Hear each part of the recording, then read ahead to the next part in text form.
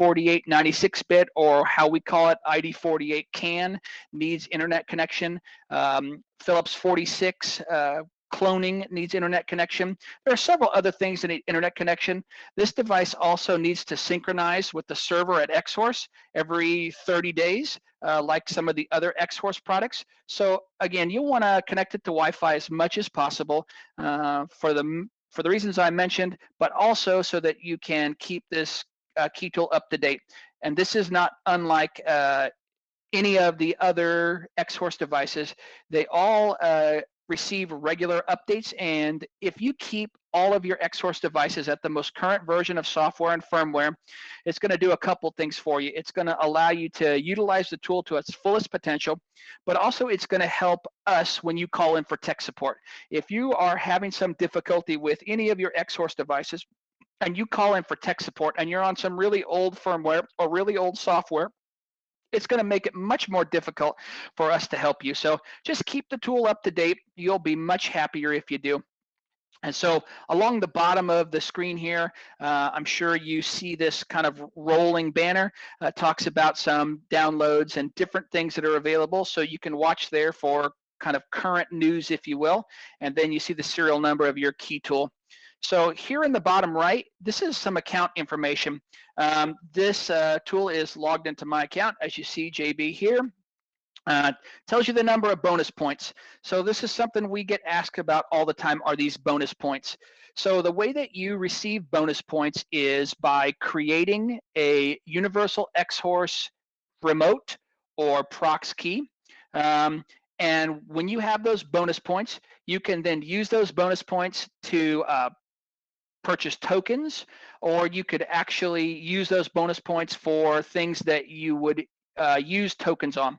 And the functions that use tokens on these XHorse devices are going to be ID48 96-bit cloning, which we call it ID48 CAN, and also for Mercedes EIS password calculation.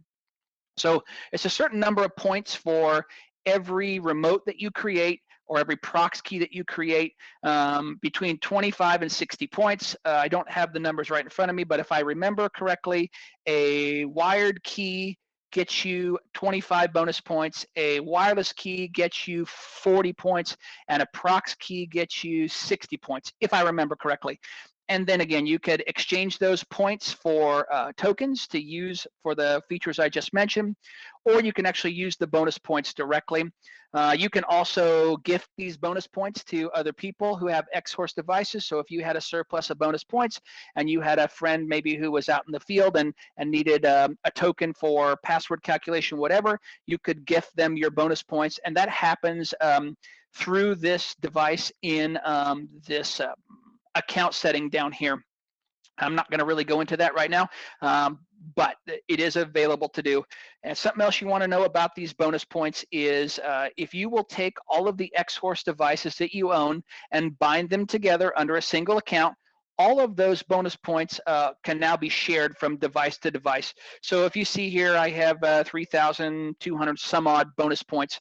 Those bonus points can be shared between all the devices I have on my account. You can also gain bonus points if you use the XHorse VVDI Pro BE key for Mercedes. That will get you 200 points, but that particular key, those points can only be used for password calculation on Mercedes. They can't be converted to tokens for ID48 96-bit calculation. Another thing to understand about these bonus points is the way that they get deducted from your account. So let's say for some reason, if you have, there was a promotion and XHorse was giving, let's say, one free ID48 96-bit calculation per day for a year. So if you have any free calculations available on your device, those are deducted first. And then secondly, your bonus points are deducted. And then thirdly, your tokens are deducted. So if you have a plan to use your bonus points for something other than tokens, you're going to gift them to someone or something to that effect, or let's say you even buy tokens from us off the website and we load them directly to your tool, which is possible. Your bonus points will be deducted first before your tokens. So just be aware of how that works. let's see here. Joseph says there's no video, only audio. Joseph, do you still have that problem? Let me know if you do. And then Jeff says the latest video on YouTube from XHorse says you will get tokens from your key machines. Okay, we can cover that, Jeff. I'm going to try not to go through the questions until we get to question and answer, and that's nothing wrong with your question, Jeff. I just think that if we don't talk about some other things, we'll probably never get through this to the question. So, okay. I think that's probably enough about bonus points. I hope that that's clear. We can circle back and talk about bonus points later. So you see here, special functions is probably the first thing that I'd like you to see, special functions. Click on special functions, and in here you're going to find a lot of the very common things that you would do with your key tool. For example, the item that's selected now, ignition switch coil detection. So you can actually check the transponder reader on a vehicle to see if it's active, to see if it can actually read the signal from a key, and that will tell you if you have the basic components required to program a key to a vehicle. This can be good if you have a vehicle that's not programming a key, or you can actually do the check of this coil before you start programming the key.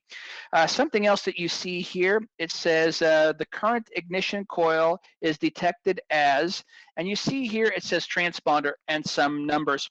So when you do this, excuse me, some dashes. When you do this ignition coil test, when you place the key tool near the ignition coil like they show in the picture, so you see that they're telling you to put the corner of the key tool over here up against the ignition coil, and then you insert the key and turn it on. If the ignition coil energizes and the key tool can read the signal from the car, it's going to tell you what type of transponder it believes is required for this car. This is super handy in older Toyota vehicles where you're not sure if the vehicle uses a 4C or a 4D transponder, or you get the odd Kia or Hyundai vehicle that's actually transponder equipped, and you never see these cars from Canada, so all the Hyundais and Kias that you get are non-transponder. You can use this function to determine what type of transponder should work with the vehicle. Looks like Joseph is still having some video and audio or video problems. I'm not sure about that, Joseph. If anybody else is having video problems, let us know. I know that we have worked long and hard to have a very stable internet connection to be able to do these classes. We actually have a direct fiber optic connection that is not shared with anyone. So anyways, I believe the video feed should be okay, but if other folks are having trouble, let us know about the video. So the next thing you see in the menu here is you can set the type of VVDI super chip, and that's handy if you're creating a transponder or you need to reset a VVDI super chip. You can unlock a Toyota Smart Key wirelessly here, which is pretty handy. That way, if you unlock these wireless keys, you don't have to do an Immobilizer reset in order to add a key in. Remote detection, this is a good one that you'll want to use. This is going to allow you to detect the signal from a remote. And so if you click detect and the tool starts detecting, you can actually put a remote here and it will look at that signal. And depends on the type of remote, you may get this detection failed. There's actually an easier way in a special function to show you this. There's also remote calibration. A lot of these things here, probably we don't have time to talk about. This is kind of a nice feature here, remote charge battery. So these are for EML keys like your BMW and your Mini Cooper that have a built-in battery in the key that is charged by the vehicle. So let's say the battery gets low and you need to charge it, you can use your key tool to do this. Okay, let's back up to the main menu. So this was special functions. I just wanted to hit a few of the highlights here. Now, the next button that we see here next to special functions is generate transponder. So if you're using XHorse super chips, you can generate them into all different types of transponders, and you would be generating these transponders in order to program them to the vehicle. So if you're using the super chip for cloning, there are different menus to do that. But in this example here, let's say we wanted to use the super chip. We wanted to create a Chrysler Dodge Jeep transponder that's equivalent to a Y164.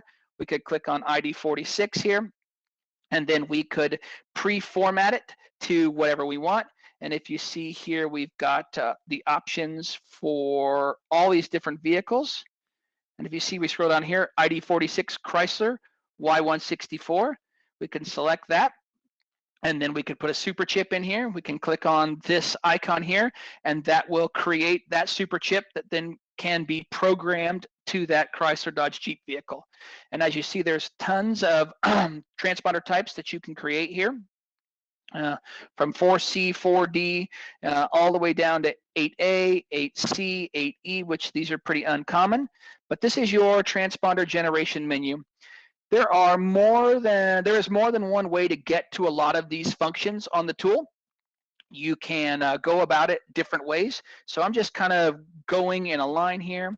So you have remote clone, which is next, and you have remote online cloud.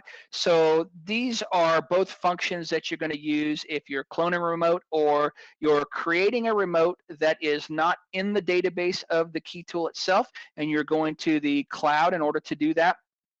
And so this next button here, AI query, this is a function that is still under development, but the way that I understand this to work is if you go to AI query, the key tool is going to pull up a scanner that can actually scan the VIN of a vehicle and decode the VIN.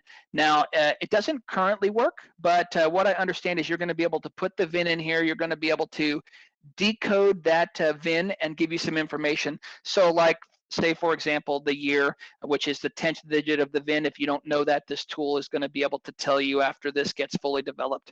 On a Mercedes, the 4th digit of the VIN is the chassis type. So if you don't know that, this tool is going to effectively decode those VINs and help you to understand what vehicle you're working on. Again, it doesn't seem to work quite yet, but that's what this AI query is about. So now we're going to go ahead and we're going to move up here to IMO programming, which is this large button here. IMO programming, the menu in my opinion probably should be changed a little bit. IMO programming is basically all the functions of the VVDI Mini OBD tool. So if any of you own the Mini OBD tool, the one that connects wirelessly to your Key Tool Max, all those functions are built in here. So this is where you would do your key programming. When you connect the Key Tool Plus directly to the vehicle by OBD, you would then scroll through here and make the selection of the vehicle that you're looking for. And you would do what you normally do and find the year, make, and model. As you see, some of these are going to say Asia. And what I've found, if it says Asia or China, still has a listing of a lot of our models, and they are correct. I don't know if that's a mistranslation or if it's something that is just not categorized properly. But when you're scrolling through these menus trying to find the year, make, and model that you want, don't be scared if you see Asia or China. Go ahead and look through them and then find the selection you want. Like, for example, if we choose RAM, and then let's say we choose 13 to 17, and then it's asking us what kind of key. We have a FABIC or we have keyless to go, so FABIC or push to start. And if we tell it FABIC, then the XHorse tool is really good. It details the functions, how they're going to go from point A to point B. And so you actually can get an idea ahead of time of what you're doing. Read the PIN code, enter the keys, erase the keys. So the tool is also going to walk you through this step by step, but this is kind of explanation before you get started, because some guys really like to know the process before they get started. So you can read this before you go ahead and know where you're headed.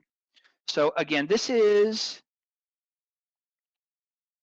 IMO programming, which basically is OBD2 programming using the supplied cable with the Key Tool Plus. So the next menu is Transponder Clone. If you guys and gals are not using these XHorse devices to do cloning, you're really missing out. They're very effective. They're very good at what they do. They're pretty quick. Occasionally, you do find a little bit of a signal issue with the super chips, but if I understand correctly, they're in the process of upgrading those super chips to be a bit stronger. It's typically not an issue, but this is also a good solution for a vehicle that maybe you can't program easily by OBD. A friend and I were chatting the other day on the phone, and he had a Bentley Continental that came in, and the guy wanted just a fixed blade duplicate. He was able to read the transponder with his key tool, see that it was ID46, and he was able to clone a transponder and make the customer a second key for his Bentley Continental, all by cloning using the super chip and a shell. So transponder cloning is really something that you should be looking at. And remember, the first step in doing any cloning with any of these XHorse tools is read the transponder. If you do not read the transponder, the key tool doesn't know what you're working with, what kind of transponder you're working with, so it won't know how to clone it. So the first thing you do is click on Read Transponder. The key tool will go through and determine what type of transponder. So I just put a transponder key in here for a Nissan NV van. You see type 46. It tells you it's clonable. And at this point, you could then click on Transponder Clone and go through the process of actually cloning that key. I get this call a lot, so keep in mind when you are doing cloning with the XHorse tools, the first step is always read the transponder, and that's so the XHorse tool understands exactly what you are trying to clone. If you don't, you're going to have a lot of trouble. But as you could see, there are other menus. You could pick the key manually, the transponder type, and go through the process if you know exactly how to do it. But my recommendation is read the transponder, and that will then put the key tool in the correct format of cloning for you, and you don't have to make a wrong selection. Okay, so the next here you see Immo Data Tool. So Immobilizer Data Tool is going to be used when you are programming a transponder by Eeprom to a vehicle. So let's say you've got an older Toyota and you want to read the bin file out of that ECU, and you'd read the bin file and save it, and then you would open it up here in the key tool and then be able to write a transponder into that bin file, or use a clonable transponder and take a value out of that bin file and actually program it to the transponder, and then use that to start the vehicle without modifying any of the contents of the immobilizer or ECU. So you could scroll, let's show you here in North America.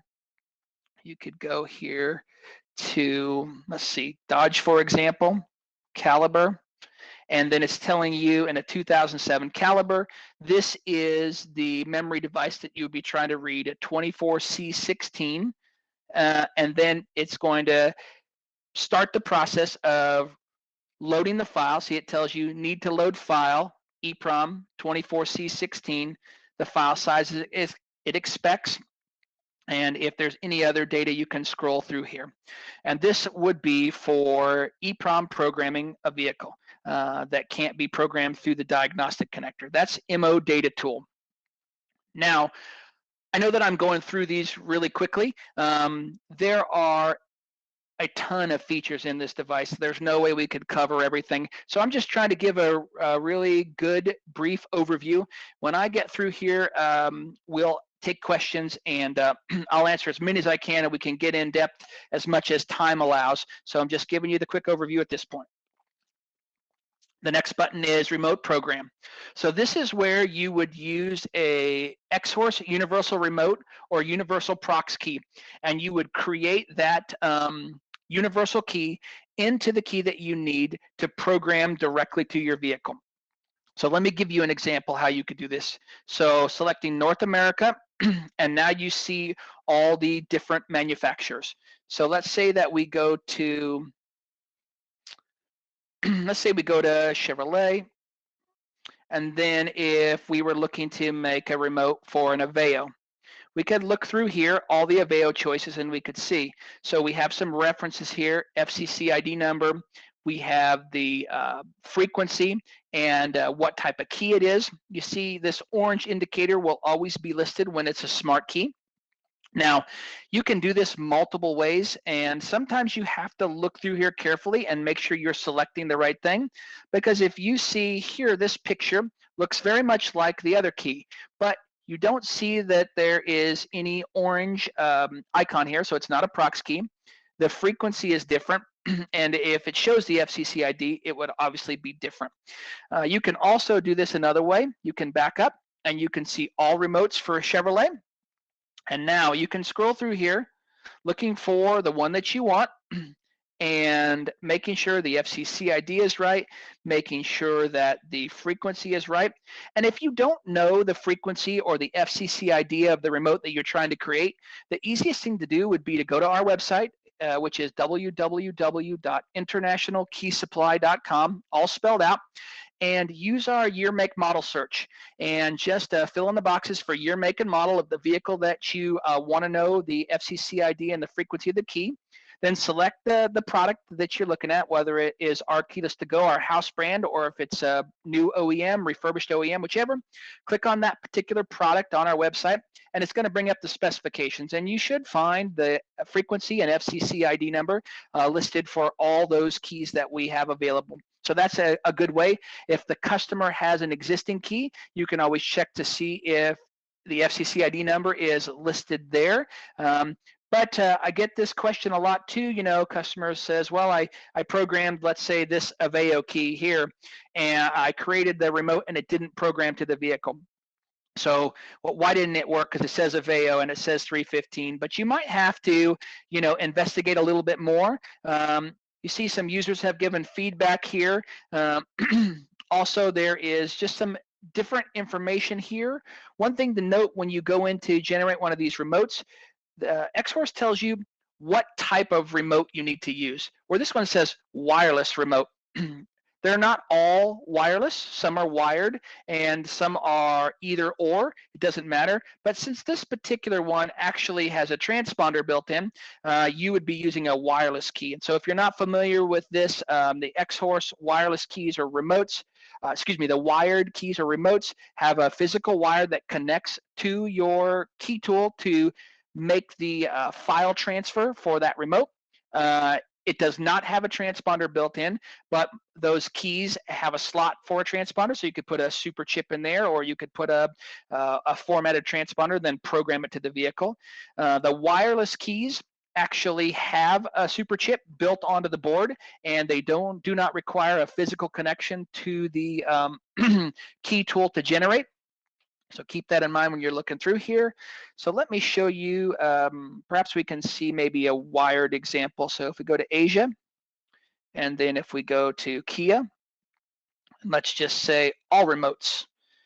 And we see these, let's say they're smart key. We're gonna get through those because I wanna find a different example here. As you can see, the coverage for these is pretty broad. So let's pick this remote here. So when we pick this remote, we have a frequency here, 315, 314.91. We usually would refer to as 315. But you see, I accidentally clicked generate here, and I did not mean to. 1 second, we need to let this fail out. The key tool is going to see that there's no remote connected, and it's going to give us a failure here in just a second. Sorry about that for touching this screen here where I didn't mean to.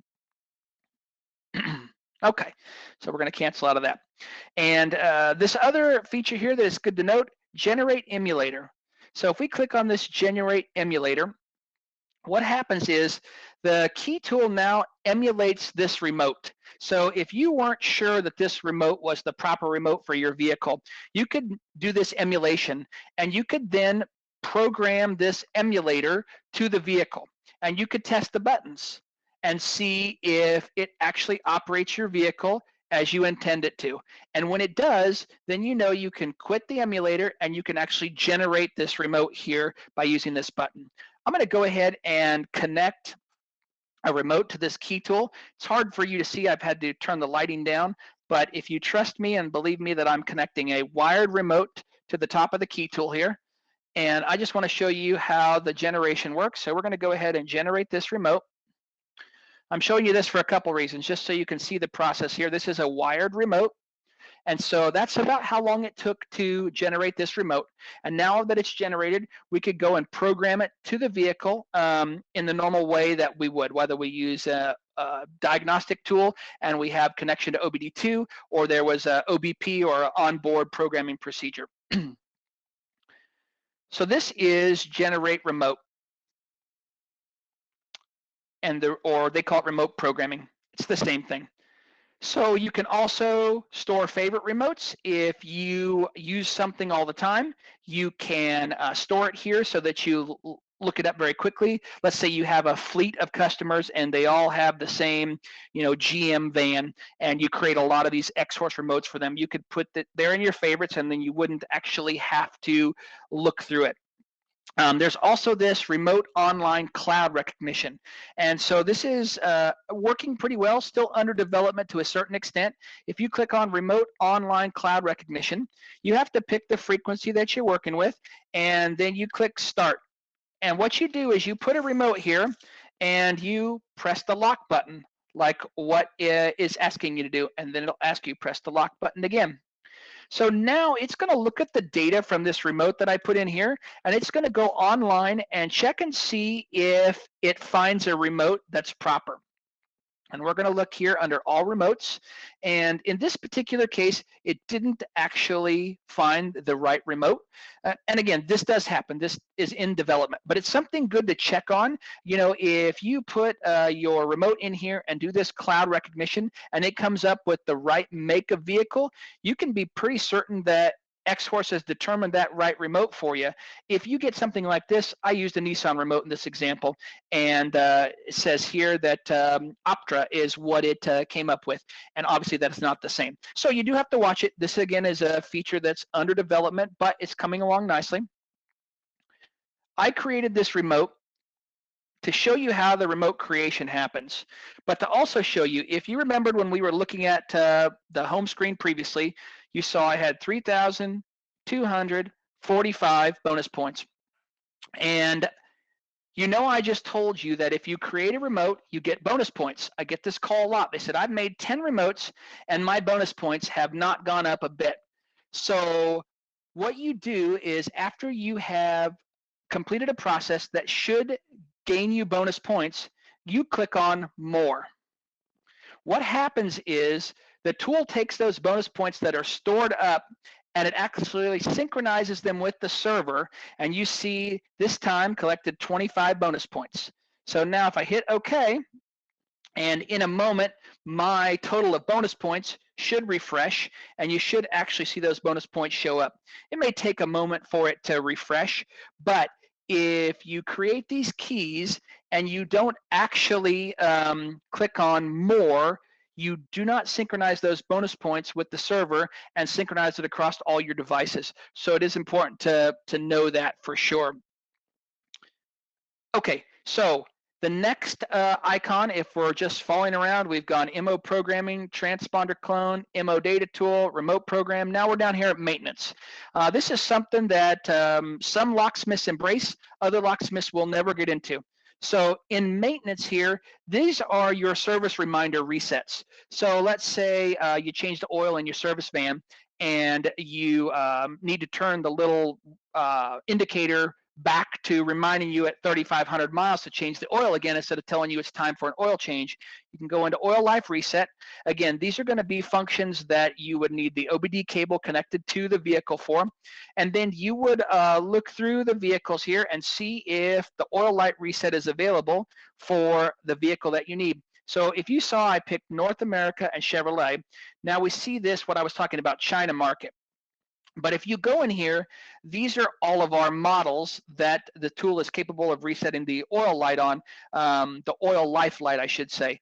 So these models aren't Chinese models, these are our models. So again, this China model or Asia sometimes is a misnomer.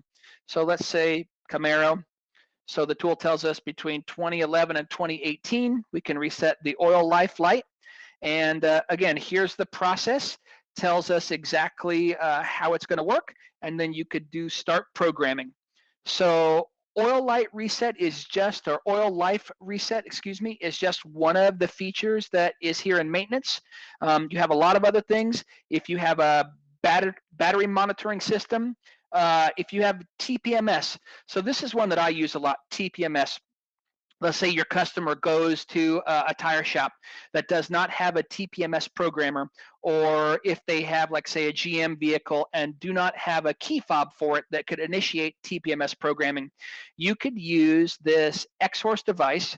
You would also need something to activate the sensors in the vehicle, but you could reprogram the TPMS. And for those of you who don't know what I'm talking about, that's a tire pressure monitoring system. I do this quite frequently. Like I said, customer takes their car to, like a independent shop that doesn't have these tools. They come back and their tire pressure, left front, right front, the orientation of the wheels is all out of whack. So you use this tool and another tool that actually makes the tire pressure monitoring transmitters active, and you can go through and do this TPMS relearn on the vehicles.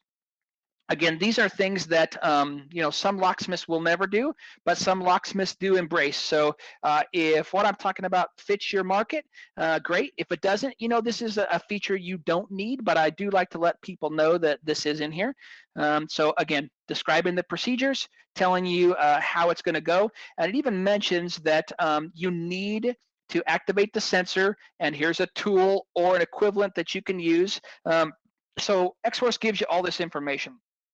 We're going to back out of here, and we're going to go back to the maintenance menu, and there's several other things. Throttle position sensor, you have injector pulse, you have steering angle sensor, transmission adaptation, headlight reprogramming, whether this is headlights that physically move or you are actually changing the output of the headlights. All these different features are found under the maintenance heading. Again, not for everyone, but definitely a benefit for some. Okay, so the next icon that we can choose here is PROG, and this is actually the Eeprom programmer. So the Key Tool Plus has an Eeprom programmer built into it, and this can come in handy for doing a lot of things, whether it is reading a memory device so that you can program keys to, like, say, an older Toyota, or maybe some of you get into doing repairs on instrument clusters or airbags or other things of this nature. This is the Eeprom programming for reading and writing section, so they call it PROG. So let's say you just wanted to read a 8-leg Eeprom, let's say like in a Toyota ECU.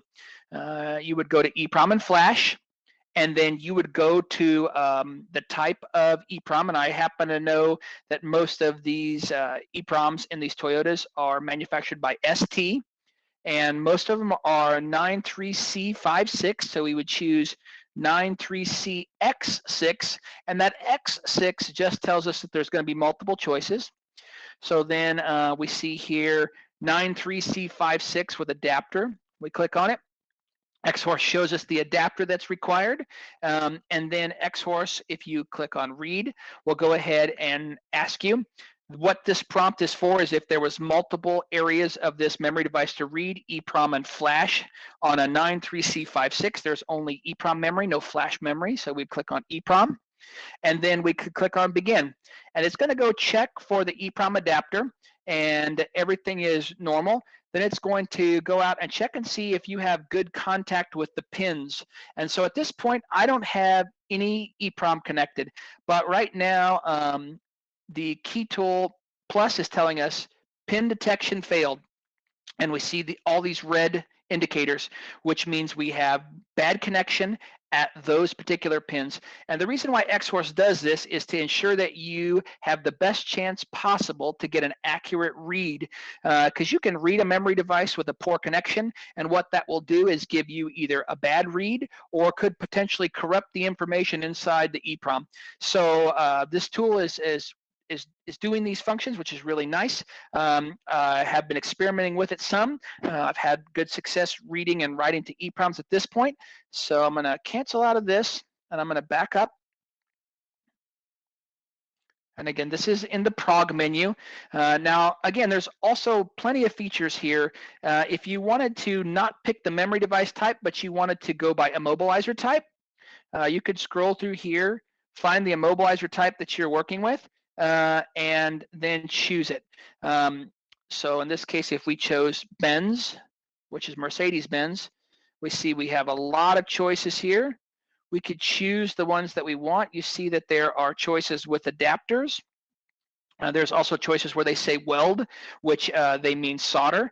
And if you were to click on one of these, you can see that there is some instructions about where to connect the wires. These images do take a second to load, but you can enlarge it so that you can get greater detail and see exactly where you're connecting the wires, which is really handy. And then you could go through the process of reading and saving the Eeprom file. So that's something else that I will tell you when you're dealing with this PROG. So these files get saved in two ways. They get saved to the device, and then XHorse also has a cloud service where you can upload these bin files or dumps from memory devices to the cloud. And what that is handy for is, let's say you read a memory device with some other programmer, but you want to use the Key Tool Plus to write the transponder into that dump. So you would upload that file to the cloud account that's associated with your ID, and then that would become available on any of the devices that are on that same account. That was where I was telling you all your devices were bound together, and then who have access to the internet, you could see those files. I'll show you an example of that here in just a minute. And then again, if you're working on an instrument cluster or an airbag, you'd have some connection diagrams there to where you could read the memory devices. If you're working on a specific ECU, this is read ECU with CAN. So this is going to be connections on the bench, just like the ECU is in the car, and won't require any soldering for these, the ones that are listed, that they have the ability to do that. And then you also have data edit, which is where you could actually see a bin file. And so in here, you could see I've got local files, which are categorized by date or time or however you want to set them up. And then I also have, if you saw, my data, which is on the cloud. So if you click on my data, you can see I've got a couple of files here. So one of them is a bin file from a customer's vehicle I was working with. And if you see this first one, Toyota ECU 93C56, which is the memory device, read with mini prog. Well, so that mini prog is a new tool from XHorse. If we have enough time, I'll show you that quickly. But it's a kind of self-contained device that reads these Eeproms, and then you save the data to the mobile device or tablet that you're controlling it with, and then I uploaded that file to the cloud, and that's how I'm able to see it on multiple devices. And again, under my data, this is the cloud service. You have a certain amount of storage space that you get for free, and if you go over that storage space, you can use some of your bonus points in order to purchase more storage space. So let's get out of the PROG menu here, and then let me show you this key cutting here quickly. So key cutting is for remote control of a Dolphin key machine or a Condor XC Mini Plus. The Mini Plus is the second version of Condor that has the tiltable screen. So both this Dolphin and this second version of Condor have Bluetooth connectivity. So you can use the Key Tool Plus in order to control those machines. So right now I do have a Dolphin in close proximity. So I could click on Connect Device. I see the Dolphin is listed here. I can click on it, and I should be able to connect to that device. Okay, successfully connected. I get some statistics about the device: 2.5 millimeter cutter, The current times is 2, which at 2 times is how many times this particular device has used this key cutting machine. And then you have a total of how many times the key cutting machine has been used. Just real quickly, let me check the time. So we're doing okay with time. I'm just going to show you real quickly if I've got a key in the vise on the Dolphin. So let's say I wanted to decode that key because I was going to make a copy. The preferred way for me to do that is to go cut by bitting, and then to select the keyway that I'm working with. So in this case, I'm using a GM high security key, which is HU100. So I would click on all key blanks, and then I would go to the H's by clicking over here, and then I would scroll through here till I find HU100.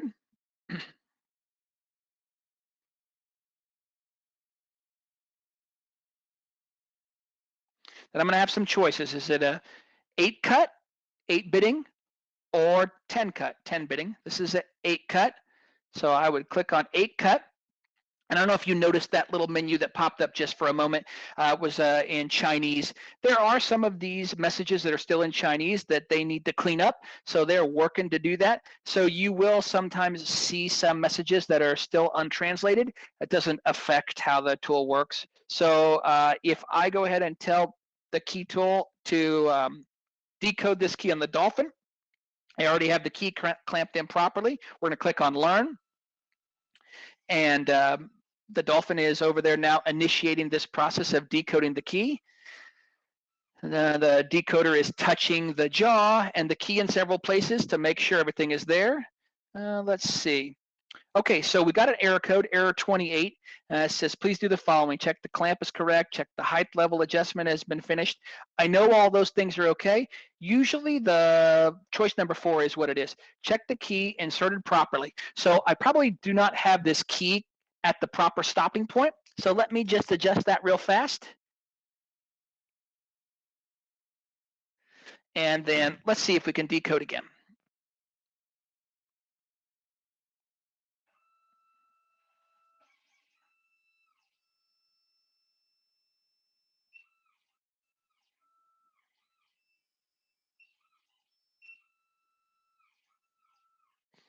It's not happy with the position. I'm sorry. It's a bit dark. I've had to turn the lights down in order to get this to work properly. So give me 1 second here. Let's see if we can get it right.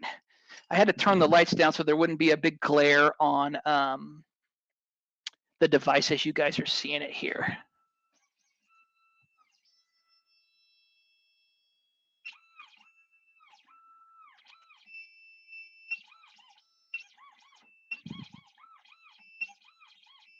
Okay, there we go. Sorry about that. It was just hard to see the positioning in low light. My eyes aren't quite as young as I'd like them to be. All right, so key decode success. And so if you see the bitting that we got is 2 1 3 2 3 3 4 4, and that's the correct bitting for this key. You also see we got some indication over here if there is the actual reading of the spaces and the values that it read, so you can tell if you have a worn key by interpreting these details over here. But then if we wanted to cut the key, we could just go ahead and hit start cutting once we put the blank in, and then we could just cut the key. So the Key Tool Plus is fully capable of controlling all functions of the Dolphin or all functions of the XC Mini Plus, the version 2 Condor. So we're going to get out of here. I'm not going to go through and explain all the menus here for controlling the Dolphin. If you don't own a Dolphin, it would kind of be a waste of time for me to go through all that. We're just trying to get the features of the Key Tool Plus at this point. So the last big icon you see here is Cloud Diagnostic Mode C. This is under development, and the purpose for this would be that someone with an XHorse device, a Cloud Diagnostic Mode B, would be able to remotely connect and help you to troubleshoot a vehicle. Again, this is something that's not been released and don't know too much about. I'm explaining to you what I've gleaned by reading the instructions about how it will work, but it looks to me like that is some assisted diagnostic of vehicles in the future. I wonder if it might not have something to do with Mercedes key programming for FBS4 systems. Again, I don't know. It's just speculation. Really couldn't tell you. So one other thing I want to show you here, a couple other things actually. This little gear icon here is your settings. And this, you need to know this is very important because you're going to want to make sure that you can connect to Wi-Fi, which they're calling it WLAN here. And you got the different access points that you can connect to, language setting, system settings. Really, you don't need too much here, but you definitely want to know how to connect to Wi-Fi, and you definitely want to be able to see what devices you have available to connect to by Bluetooth and what devices you are connected to. And that is under the settings menu. And you also have some functions where if you swipe up from the bottom of the screen here, let's see if I can get it to work. Wait a minute. Sorry, swipe down from the top, you have a row of icons here, and you can go directly to certain features. If you needed to have window in window, or you needed to search for something, I just clicked on the home, and that actually takes us to the home of the tablet itself, not the home of the XHorse app. So if you ever get your Key Tool Plus in this particular screen here, and you don't know where to go, just click on XHorse. It'll take you back into the app. So that was a really, really, really quick overview of all the functions and features of this tool. And I say all, there's no way we could touch on them all. But I want to go ahead and open up for questions so that we can hear what some people want to know, and I can answer those questions. So I think what I'm going to do at this point is I'm going to go ahead and open it up for people to share their audio and video. If you'd like to do that, that's fine. If you'd like to ask your question in the booth chat, I'll be happy to answer it there. I think I'm going to go ahead and leave my webcam off for just a while here. That way, if you are asking me about something on the key tool, the lighting and everything will be good to show you that. So let's see. We're going to start here with Jimmy. Let me just double check here. It looks like we got a whole bunch of questions. Let's see. You just showing that your XHorse VVDI key tool does for $99. Doesn't the key programming work yet? Now, I'm not sure exactly what you're asking. If you could ask me just a little bit differently, and I'm more than happy to answer that. Let's see here. Looks like Alon says, does it do all markets? I'm assuming you're asking about the OBD functions, probably guessing by the timestamp. It does all the markets that it shows. It's not 100% in any market, but it really is coming along very good. I was pleasantly surprised when I got the mini OBD tool about how much it actually did do. So, you know, when the question is asked, does it do all markets? You know, my answer would always be no. Just like if someone asked me, does it do all cars? No. You know, does it do a good amount of cars and a fair share of the market for the cost of the tool? Absolutely, you know, but to say all is really kind of a difficult thing. Jeff says the question mark at the top has HU162T, all keys lost. Okay, so Jeff, that question mark was a tutorial, and if you go in there, the Key Tool Plus is going to prompt you through how to do HU162T, all keys lost. So it's going to help you understand how to do the decoding of not only the cuts of the key, but the standard cuts that we're used to, but also the top cuts. That's what that help was about. Jeff said it also has a video center under the question mark. Yes, Jeff, XHorse does have videos there, and they hope to add more and more, but yeah, you caught that for sure. Jimmy says, what does it do that the Max won't do? Okay, so the Max is currently not doing any of the PROG functions. It is not doing any of the Mercedes or BMW key programming. Now, yes, you can pair the mini OBD tool with the Key Tool Max, and you can get a lot of the functions that are in the MO programming on this Key Tool Plus, but the Max does not do Mercedes, BMW, any of those that require either infrared password calculation or Eeprom programming by either wires or by adapters or something like that. Let's see. Calbert says Mercedes programming. Yes, Calbert, it does do all the functions. I probably should have started off by saying that. So the Key Tool Plus contains all the features of the Key Tool Max. It contains all the features of the mini OBD tool. It contains all the features of the VVDI MB. It contains all the features of the VVDI 2. Plus, it adds other functions like this PROG feature, some of the maintenance reset, some advanced MO options, and also this MO dump tool. So those are all features of this Key Tool Plus. So basically, it's everything that XHorse offers rolled into one plus some. Hussein, I believe that's, if I'm saying that right, I hope I am. Remote programming could be searched by FCC or part number for faster or shorter search time. You can definitely search in there. This is one of those things where if you give it too much information, you'll get almost no search results. So if you type in the first couple of letters of the FCC ID, yes, you can search. Anthony says, will the pad work with the XHorse OBD2 port? So Anthony, are you asking about the mini OBD2 adapter, the Bluetooth one? If you are, the answer is it doesn't currently. And I was surprised that it didn't. I would have assumed that they would have made that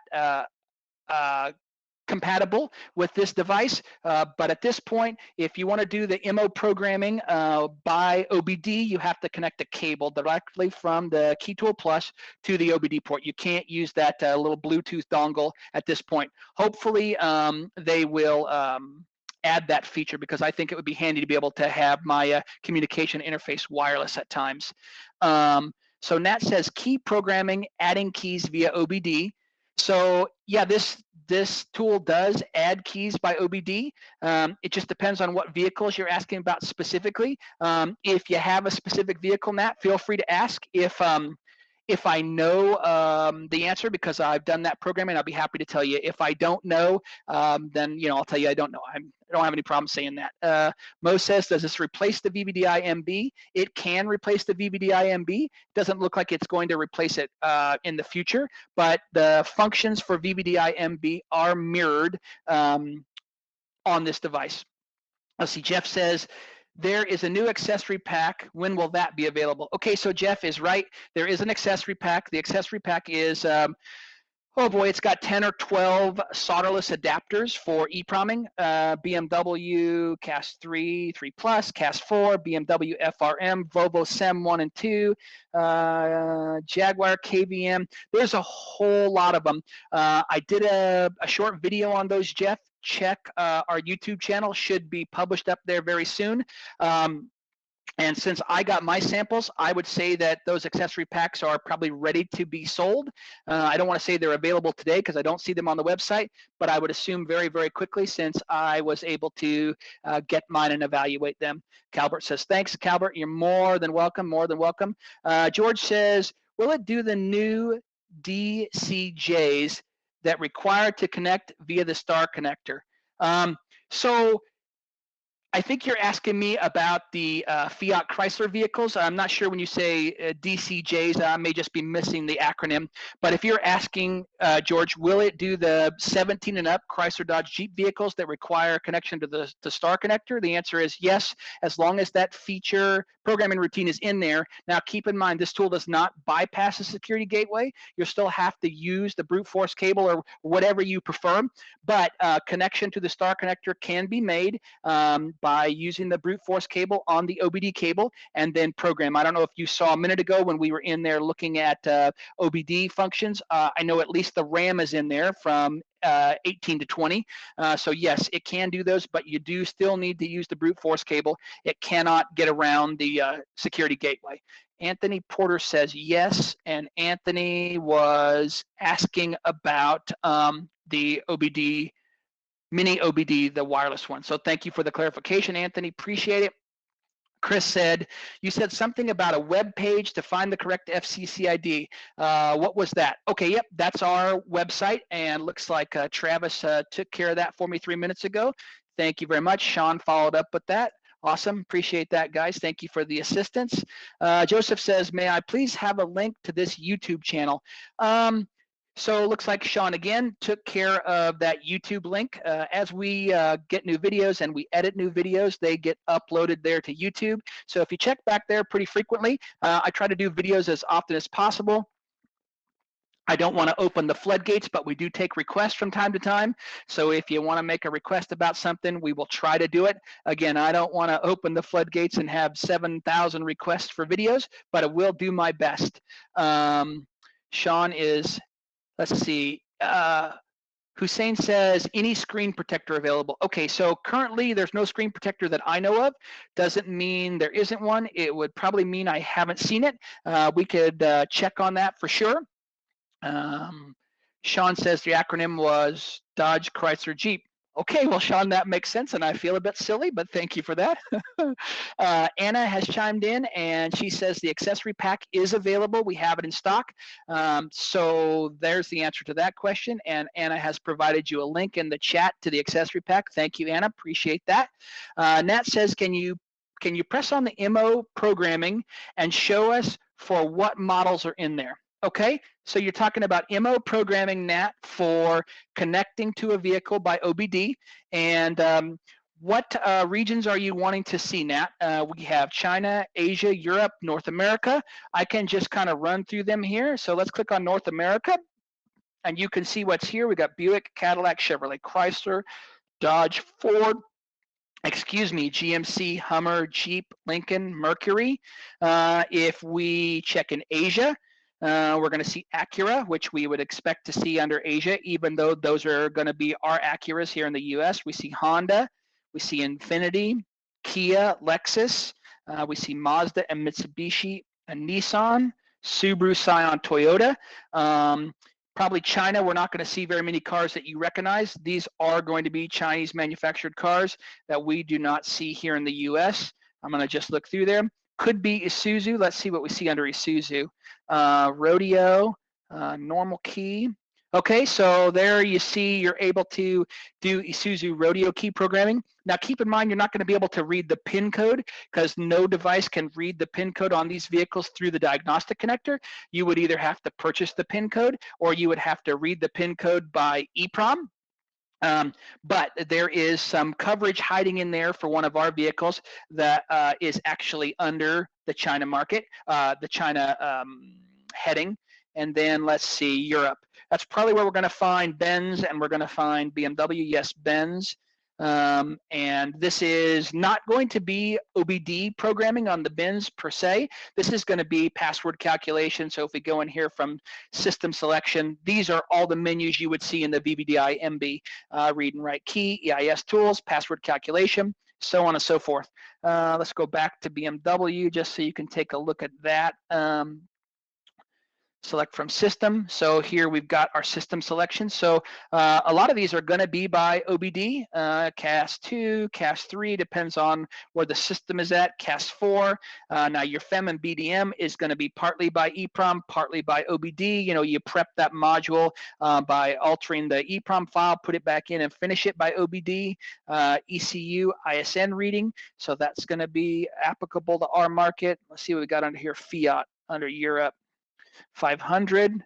So you see how you have to look around a little bit. Sometimes you're not going to find everything under North America, but we definitely have Fiat 500s here. So these menus could be cleaned up in my opinion, but that's really easy for a guy to say who doesn't do any coding or programming on this tool. I have no idea what it would take to reorganize all these things. But you can provide that feedback to XHorse, and they're pretty receptive to suggestions. So those are definitely things that you could do. Nat, I hope that helps you, and if it doesn't, you need more clarification, please let me know. Jeff says, JB, check out my video on Honda high security rekeying YouTube channel, Locksmithing Innovations. Okay, Jeff, I don't know if you've got my email, but send me a link to that video by email if you don't mind. The email is jb@iks.us. I'd be happy to check it out, Jeff. George says, assume it can pull a pin on 17 plus GMs. I haven't tried, but I would assume the pin reading is in there. Let's take a look and see what we can see. Chevrolet, read pin code. Well, all the way up to what they're calling Type 4 BCM. I guess it's going to depend whether or not the pin is in the BCM or the cluster or the ECU in the particular vehicle you're working on. But let's pick something here like Trax 2017 and up. Let's say it's a flip key. So it's telling us to close all the doors and input the 4-digit PIN, which tells me that it's not going to read the PIN automatically through this menu, that you're going to have to go back here and get your PIN code from PIN code reading. I would assume this one's going to be Type 4, and you could try it, but it does have PIN code reading, just going to depend on how you have to go about it. As you can see, scrolling through some of these functions here, just gives you some feedback. Someone left feedback. But again, the PIN code reading is not in the actual key programming menu. It's in its own PIN code reading section. Okay, let's see here. Albert says, will it program VW Beetle? Albert, it would depend on what Beetle you're asking about, but I would say that it's going to program your Beetles well, because it does have the functions of VVDI 2 built into it, and VVDI 2 handles all those Beetles very well. Some of the older ones are a little bit tricky to pull the PIN code, so I would guess that you will probably encounter that with this tool as well, because that's not something that's a tool flaw. That's just a difficulty with the vehicle. Let's see here. Hussein says, still lacking a few models for Ford. Very well could be. This tool is fairly new. Even the mini OBD tool hasn't been out on the market too long.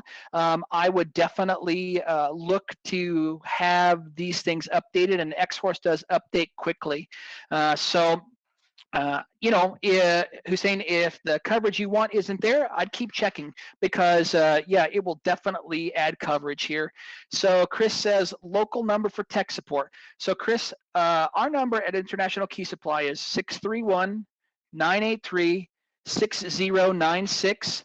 Again, 631-983-6096. Now that's tech support for tools that we sell. We don't support tools that we didn't sell. So if you buy your Key Tool Plus somewhere else and call us, we're going to be polite and we're going to be friendly, but we're going to tell you that we don't support tools that we don't sell. So if you're looking for tech support through us, make sure you buy the product through us. Nat says, yes, thank you, Nat, my pleasure. I'm more than happy to help you. Anthony says, I have a question about the Prox remotes in general.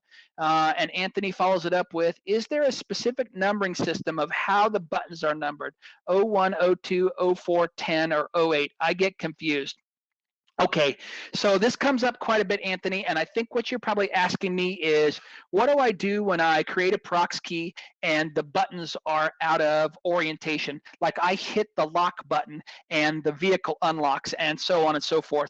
So when you have that happen, Anthony, when you're in the menu to create the Prox key, you're going to find a function that says change distance. Let's see if I can find it without actually making a key. Let's see here. Remote program, let's go with Asia.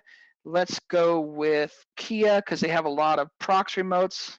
Let's get down to something here. Let's try this guy here.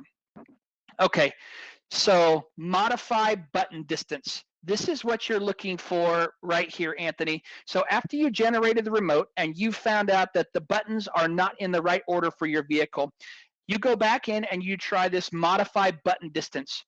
If the modify button distance doesn't work, you would then go to downgrade remote control version and then go back to modify button distance. It's just a poor translation, but if I got your question right, that's how you reorientate the buttons on these smart keys. You're only going to see this on smart key. You're not going to see this on other remotes or anything like that. So Anthony, if I got your question right, let me know. If I didn't, let me know. Diego says, is the Key Tool Plus comparable with the Autel IM608? Diego, that's such a tough comparison for me. There are crossover features, but the 608 has much more diagnostic capabilities than this tool has. So they're really, really tough to compare. Do you have Eeproming functions in both? Yes. Do you have OBD programming functions in both? Yes. Can you create universal remotes using the Autel tool? No, you can't. Doesn't make it a bad tool. It just makes it a really, really hard comparison. So Diego, for me, I couldn't compare either one of them like that. So I don't think they compare with each other. Hope that's a good explanation. Looks like CS might want to share his video. Anybody like to let CS? Oh, wait a minute. Hold on. I need to read some comments here. JB is the least friendly person. Okay. Well, Bob, I don't know if that's said in jest or said truthfully, and if it is said truthfully, please let me know how to get a hold of you, Bob, and I'd like to rectify that because I typically am a friendly person. I'm not saying you couldn't have caught me at an unfriendly moment, and so if I have been unfriendly, please, Bob, if that's serious and not a joke, let me know how I can get a hold of you because I'd like to make that right. Oops, CS, I'm sorry. I can let you in for sure. Where did you go? Come on back, CS, and I will. I'm here. Oh, you're there. How come I don't am. see your video? Because I don't have my video on, JB, because I'm going through a little transitionary phase right now. My office isn't very clean, so we're going to keep the video dark for now. And I just want to let everybody know. Hold on 1 second, CS. Yeah. Who's Bob? Because I'm Bob. you're talking to us as Bob. Yeah. Okay. So somehow my account, my account got set up. Somehow it got set up as Bob Boberson. Okay. So my apologies, but JB is the best. So. Well, I don't know about that, but I try. So go ahead, CS. It's definitely top 5. Thank you. I'll take it. Gary, you've been attentively watching. Did you have a question you wanted to ask? Can you hear me okay? Yeah, absolutely. Hear you fine. Okay, yeah, thanks. Yeah, I've got the Key Tool Max, the OBD, and the Dolphin, and they've been great tools. I've only had them since November. I'm just getting into key, providing key services. Been an automotive mechanic since 1989, but I'm just debating whether this is really worth the upgrade from the Key Tool Max. So you've been using it a few weeks. What do you think? You know, I use it a lot. It's interesting. I've actually carried this thing everywhere that I've gone for the last few weeks. You know, one of the things that really surprised me, and Gary, you'll get this, and some folks who are not in automotive won't, but it's very interesting. As locksmiths, when we tell a customer something, like let's say a key doesn't program, we tell a customer that, oh, your key didn't program, I did everything right. Immediately the customer says, oh no, you didn't do anything, you did something wrong. But what I find is, for whatever reason, customers cannot argue with what I call the magic box, whether it's your scan tool or whether it's this Key Tool Plus. And so I have had this thing in my hand a few times in the last few weeks, showing customers that, hey, you gotta know, you got a transponder in this key, where usually they'd fight me tooth and toenail. So the fact that the customer recognizes this device as like sort of an expert, just like they recognize the scan tool to be the expert, that really was a huge benefit, you know, because I can hold the Key Tool Max, but what's that look like? It looks like, you know, your smartphone or whatever. Everybody's got one of those, quote unquote. But when I pull this thing out, again, it looks like a scan tool, and people are used to seeing that in the mechanic's hands. So for me, that's a big thing. But just the ease of use, having everything in one box, you know, sometimes that's good, sometimes that's bad. But this is very durable. I didn't show it, and, you know, it probably is a good time. Let me go ahead and turn the lighting back on here in my office. You can't see very well the screen with the lighting on, but I will show you this. This key tool here is very rugged. It has a very, very nice rubber backing on it. It's got this elastic hand strap, so you can carry it and handle it, and that's what I've been doing with it. You also have a light and a camera here that you can use. I don't know. For me, I really think that this is going to be a game changer for a lot of guys, just because they're able to sort of keep everything contained in one place. They can walk out and test the antenna, clone the key, and for whatever reason, this tool, just like a scan tool, brings some credibility to us. I experienced the same thing with my diagnostic tool in the field. You know, for whatever reason, the customer will say, "Oh, you didn't do it right." But you pull out that scan tool, and for whatever reason, they just can't argue with the magical box. I don't know. So I hope that's helpful, Gary. If you got anything else, feel free to chime in. Yeah, Go ahead. that was helpful. I had a couple other things. I don't want to Yeah. take the whole thing Let here, me- but yeah.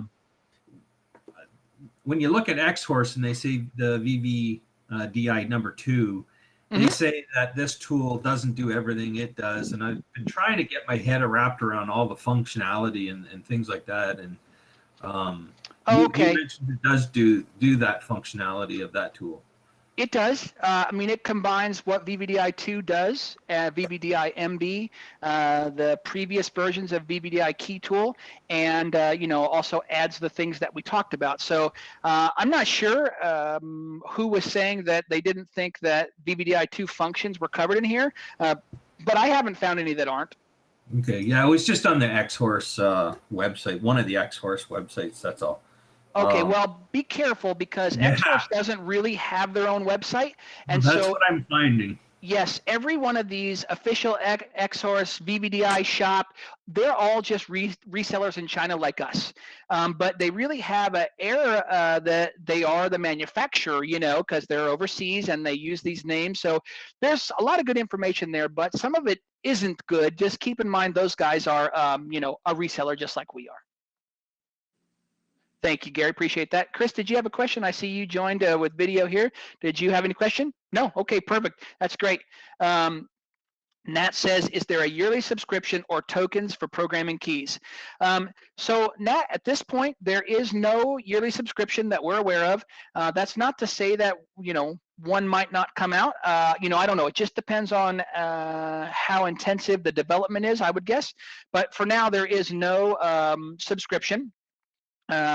Now there are tokens required if you're doing ID48 96-bit cloning, so ID48 CAN cloning, or if you're using this tool to calculate password for Mercedes IREIS, the tokens are required there. And if you caught the part about the bonus points, you can convert those to tokens, or you could purchase tokens from our website to be loaded to the tool directly.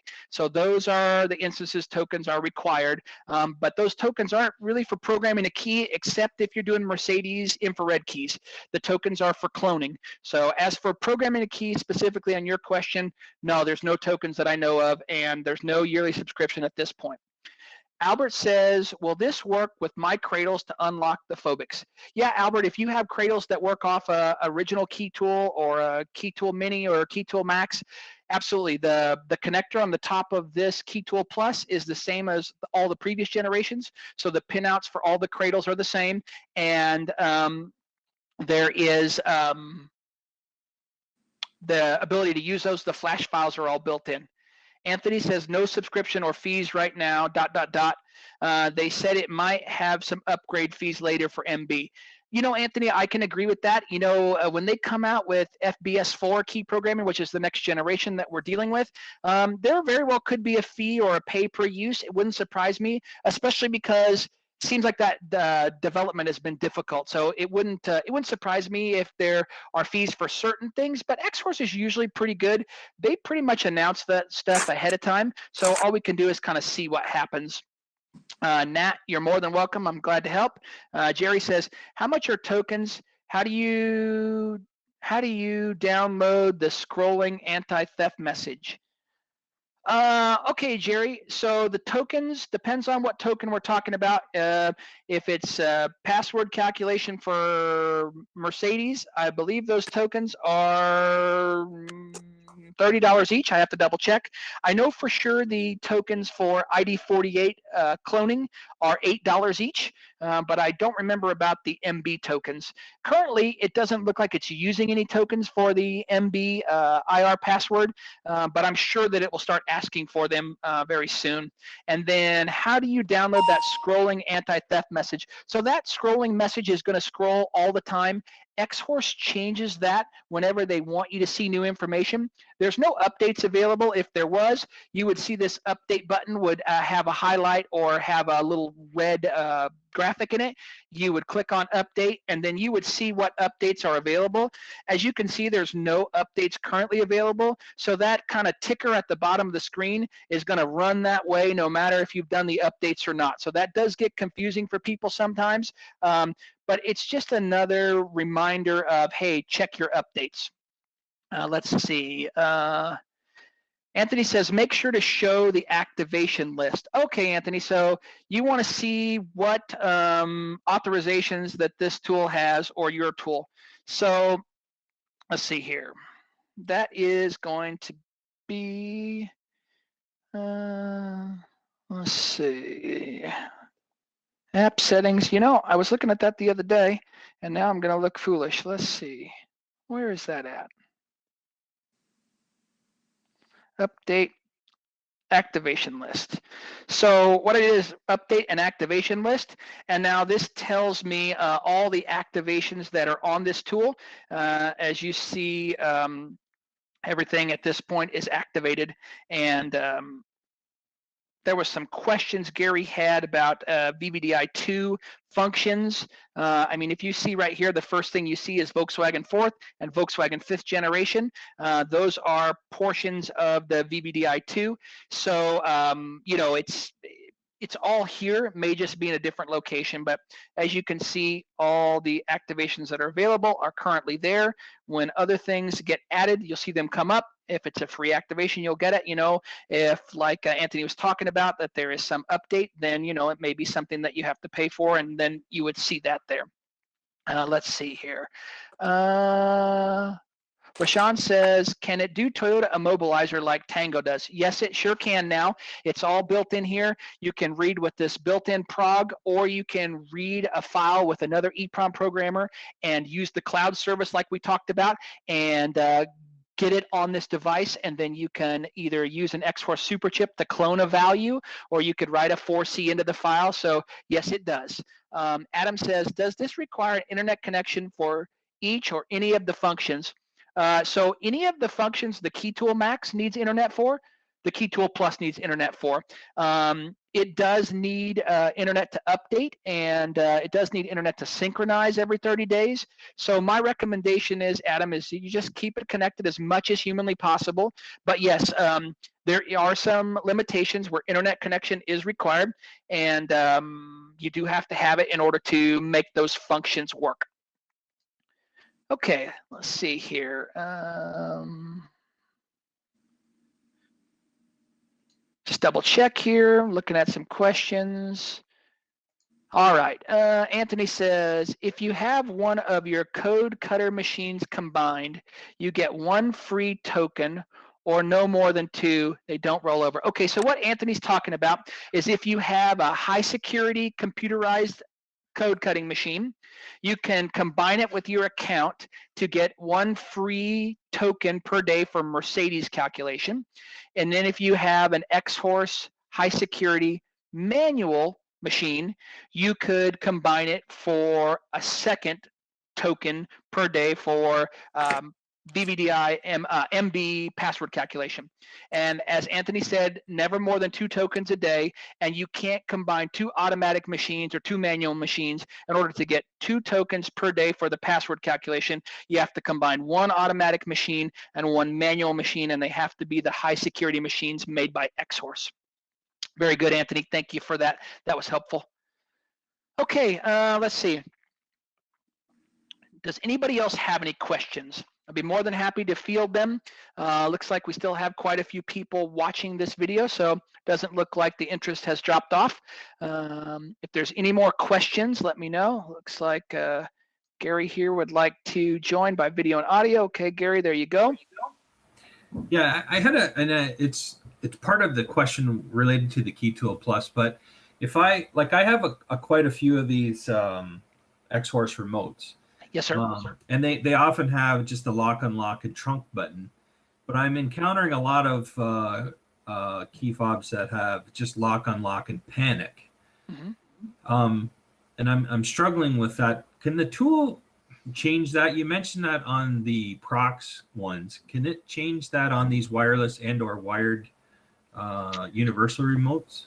Not as far as I know. Let me see if they added anything here, but as far as I know, you cannot change the button orientation on non-smart keys, but let's see if it can make a liar out of me. Yeah, there's no ability to change those button configurations that I know of. Okay. So to understand your question better, like you're running into vehicles that have a panic button and the remote you're using doesn't have panic. Yeah. So then you'd have to use the other style remote that has a panic button, like the Kia remotes have the panic button on the back. But if you've got a whole lot of those, I can understand why you're asking. Yeah, well, I have a lot of the 4 button as well that have the lock, unlock, trunk, and panic on them. So I'm assuming the 1 button just becomes redundant, like it doesn't have the trunk. Yeah, different vehicles react different ways. Like if you program that remote to a vehicle with no trunk, sometimes you push the button and nothing will happen. Other times you push the button and maybe the lights might flash on the vehicle because it doesn't understand the command. And the way, every market is different, but the way I sell these XHorse remotes is, at a lower cost than, the one that looks exactly like what the customer is expecting. And then I explain to them, what's the difference is. The difference is you might not get the button configuration exactly the same, or the look isn't the same, and most people are pretty okay with it, but all customers are different. Yeah, thanks a lot. I just didn't know if the Key Tool Plus kind of worked differently. That was all. Okay, yep, nope, not at this point. Okay, Calvert says, can it do BMW? Yes, Calvert, it does a whole lot of BMW. It does your EWSs by Eeprom. It does most of your casts by OBD, depending upon the cast version. Then when you get into FEM, BDC, then you are partial Eeprom, partial OBD, but yes, it does program BMW. Albert says, does the star connector for Dodge come with the machine? No, you would have to buy the brute force cable separately, Albert. You can get that brute force cable from us. It doesn't really matter who makes it, as long as it's designed to connect to OBD2, which should be, and you can purchase it separately, but it does not come connected. Okay, Stefan says, how to get the data off my phone when I read data with my mini prog. Okay, Stefan, so when you save the file, here, let me show you real fast. So let's see here. Let's go into prog, and let's go into data edit, and then let's go to my data, and let's see, local file is what you're gonna see, okay? And once you get in here, Stefan, you hit these little button over here with the 3 dots, and see how it says upload. You can upload it, or yours will actually say share. And then when it says when it says upload, it's going to come up and tell you to go to a website. It's like i.xhorse.com, and then it's going to tell you to scan the QR code. And when you scan that QR code, it's going to save that file onto your cloud drive, and then it will show up here under my data in the cloud. Let's see. Calbert says, and Mini. Yeah, Mini and BMW share a lot of the same systems. So the coverage for Mini and BMW go hand in hand. Calbert says, can it do Hyundai Kia pin codes? So it can read some Hyundai and Kia pin codes. It's got some of the same limitations as everybody else does. But something this tool does do is you can get the pin code from the vehicle. If you have a working Prox key, you can actually use the key tool here, just like you were going to clone, and then you would be able to get the pin code. Let me kind of show you that real fast. I can't show it all the way through, but you would go under Transponder Clone, and then you would put your Prox in the key tool.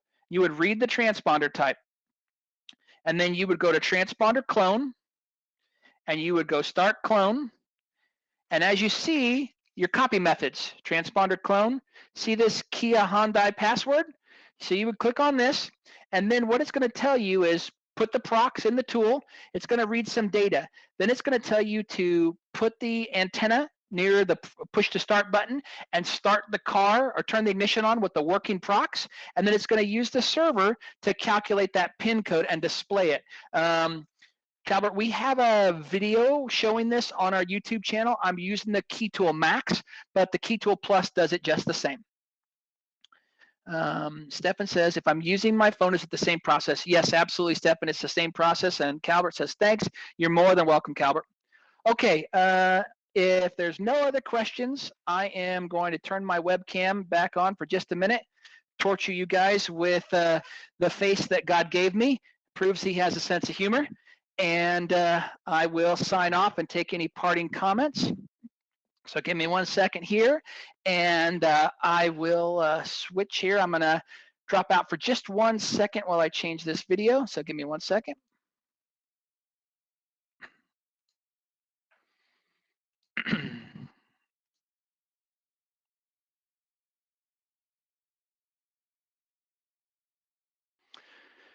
Okay, there we go. So really appreciate you guys and gals coming together today to learn some more about this Key Tool Plus. As always, it's my pleasure to be able to help fellow locksmiths and to show you guys these products to help you through technical support. Hope you guys appreciated this webinar. If you have any questions, feel free to give us a call. You can also email us. My email address is jb@iks.us.